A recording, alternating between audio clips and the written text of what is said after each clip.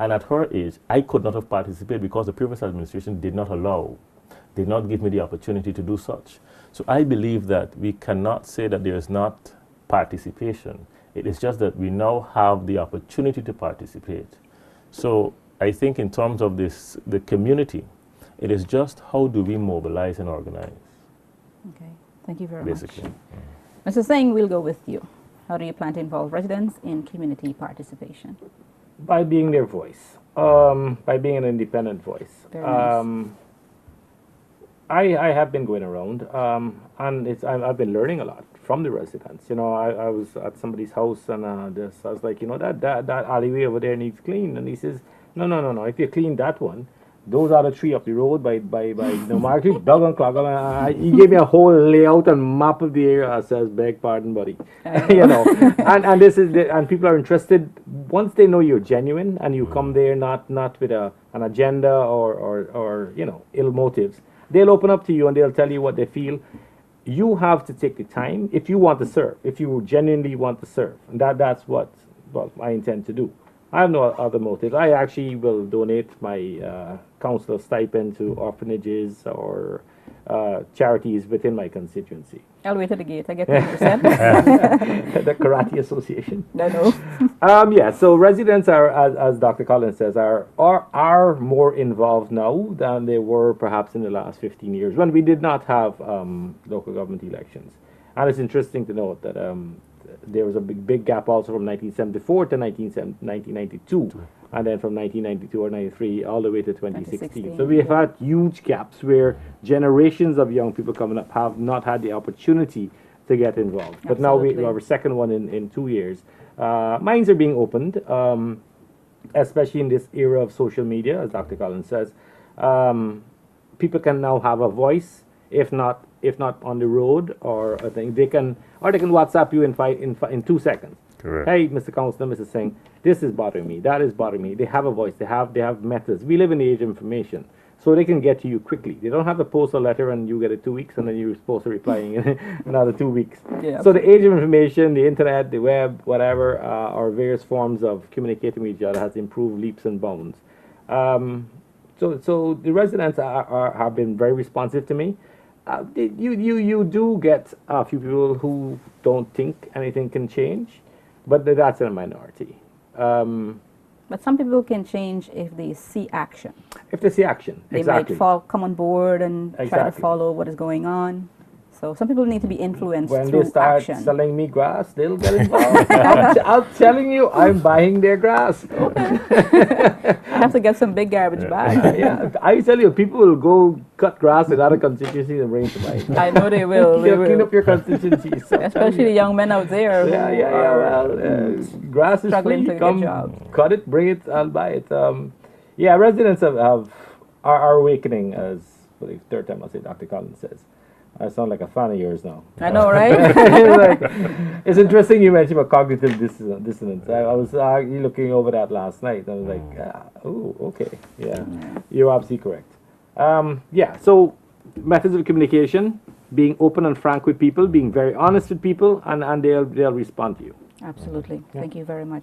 Mr. Hermanstein, how do you plan to involve your residents? Well, already through the non-governmental group we're having, we already have people involved in community development.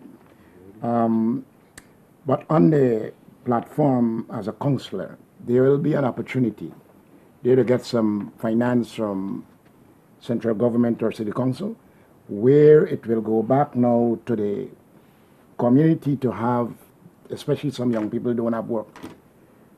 They'll have money there now from the government to get these canals cleared and drains and little works there. That's one of the big thing I am thinking about for the environment. There's a lot of people who don't have jobs and they need to do something. Okay. All right? Thank you very much. Gentlemen, before we go, why should your constituency residents come out and vote for you? Mr. Singh. Well, why would they vote for anyone else? That's a crazy question. No, as I says, I'm an independent. I would have no party directing me. I have independent thought and action. I have participated. I've in City Hall. I appeared before the renegotiation committee of the parking meter scam contract or whatever it was. I have been involved in City Hall. I've shown leadership by stopping the parking meter, whatever that was, skullduggery. I don't want to use the adjectives. You just did. I have lived in got to see one all my life, as it says. I'm pure and genuine. And I do think, and I have been explaining to residents, and they have been buying that things are not well there. Procurement processes are null and void. Nepotism is rife. City Hall is about to fall down.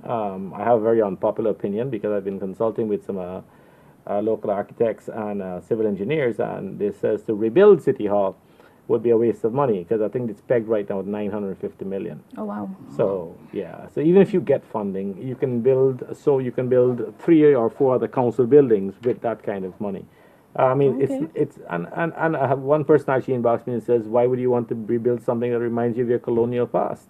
Okay. You know, so there are varying opinions. But why vote for me? As I says, I will go in there and represent your views. Unashamedly, unbiasedly, serve you. Very nice. Give me 3 years, and if I don't do what you want me to, fire me. It's as simple as that. Okay. Thank you very much, Mr. Hermanstein. Well, I have a genuine passion to see development in our communities because I don't want to see what we are experiencing now. Our constituency, especially Block X and A Fields of Fire and Patterson, they're looking almost like a slum area or shanty town. And I have that determination and passion to see that image change of our community. I'm genuinely concerned about its development, and I do not want to be tied or be muzzled by anybody when I feel, or if I feel this is the direction we should go for the development of our community. I want to be free, Thank you. where I could assist in developing the community without no pressure or prejudice from anyone. Here, here. Thank you very much, sir. Mr. Collins. Freedom should not be misconstrued as recklessness. And I don't believe that because you're backed by a major political organization that you are in no way, you're not free to express one's own thoughts and views. And I don't want that horse to get out of the stall, because that seems to be the general notion. Okay. However, he who knows not and knows not that he knows not is a fool, shun him. He who knows not and knows that he knows not is a child, teach him. He who knows and knows not that he knows is asleep, wake him. But he who knows and knows that he knows is a wise man, you should follow him. I do not desire a position, but rather to reposition not only the constituency, but the residents within the constituency. It is not about power, but how can I empower the residents from the child to the elderly. And I believe that I can weave the strands of the youthful exuberance of the young generation and the wisdom of the elderly. How do we cross-pollinate where time, culture converge? So I believe that in this moment in time, we have an opportunity to serve not only our constituency, but to serve an ideal that we are better because better matters.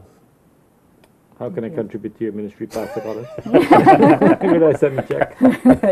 I should give him the podium next time. I think so. You were just listening to AP Edu candidate from constituency number 3, Georgetown, Dr. Astell Collins. AFC candidate, we were looking forward to hearing from you. He's from New Amsterdam, the Vingers Supraj, my hometown. You didn't show, however, hope to see you another time.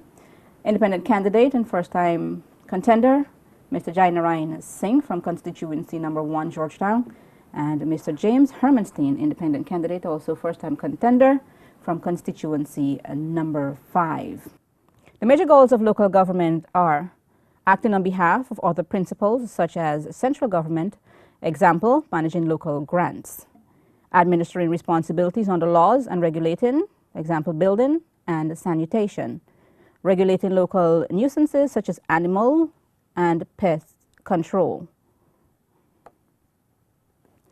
providing services relevant to road maintenance, waste disposal, park maintenance, rubbish collection, libraries, etc.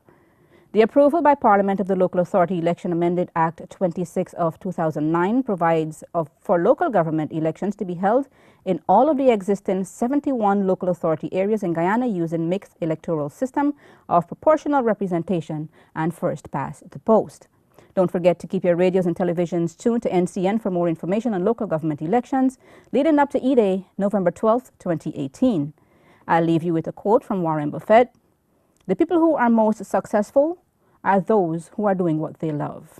Gentlemen, I hope that you are doing what you love, and we wish you the very, very best.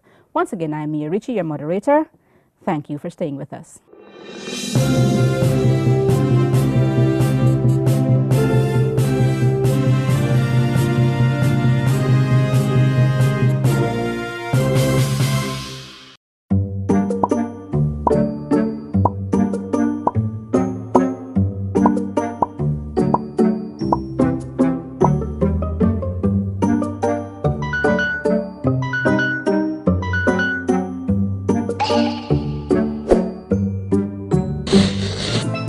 The mornings just aren't the same without Guyana Today.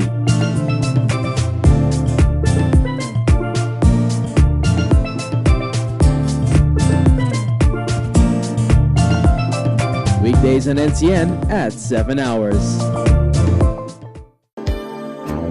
7 political parties, 21 voluntary groups, 33 independent candidates, all vying to be councillors to represent their constituencies. Let's get local on NCN, hear what their plans are for you. Let's Get Local, Mondays and Fridays at 20 hours 5 on NCN television and a rebroadcast on the Voice of Guyana 102.5 on Wednesdays and Fridays at 21 hours on NCN radio. Sports on Tuesday has got you covered. The NCN sport team slows it down to give you a panoramic view of our athletes, administrators, and policies that affect sports in our country. From features to rules of the game, highlights, and in-depth discussions. So join us every Tuesday night at 9 p.m. on NCN, where we make sport our business.